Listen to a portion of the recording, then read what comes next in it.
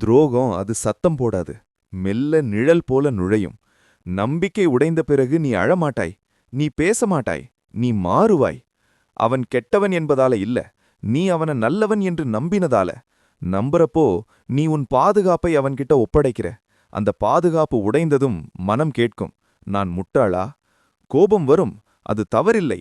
ஆனா அந்த கோபத்துல தங்குறது உன்னை சிதைக்கும். கோபம் ஒரு எச்சரிக்கை, இங்கே வலி இருக்குன்னு மனம் கொடுக்கும் சிக்னல். ஒரு துறவி துரோகத்தை மறக்க மாட்டார், ஆனா அதுல வாழ மாட்டார். அவன் செய்ததை நான் மாற்ற முடியாது, ஆனால் அவன் செய்தது என்னை யார் ஆக்குது என்பதை நான் தீர்மானிக்க முடியும். இதுதான் அமைதி.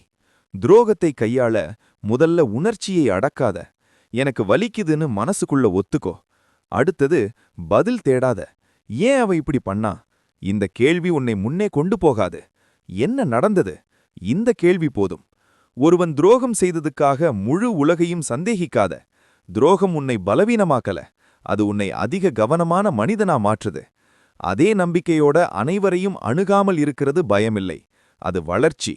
மன்னிப்பு அவனுக்காக இல்லை, உனக்காக. மன்னிக்காத மனசு தினமும் அந்த நாளுக்கே திரும்ப திரும்ப போகும். அமைதி வேண்டுமா? அவனை விடு. துரோகம் வந்தது உன் வாழ்க்கையை முடிக்க இல்லை, உன் கண்களை திறக்க. துரோகத்தினால்தான் நீ ஆளப் போகிறாய். உன் மனதை தெளிவாக்கிக்கொள். இந்த வீடியோ உங்க மனசுக்கு சின்ன தெளிவாவது கொடுத்திருந்தா லைக் பண்ணுங்க. இன்னும் இப்படியான ஊக்கப்படுத்தும் அனுபவங்களை கேட்க சப்ஸ்கிரைப் பண்ணுங்க.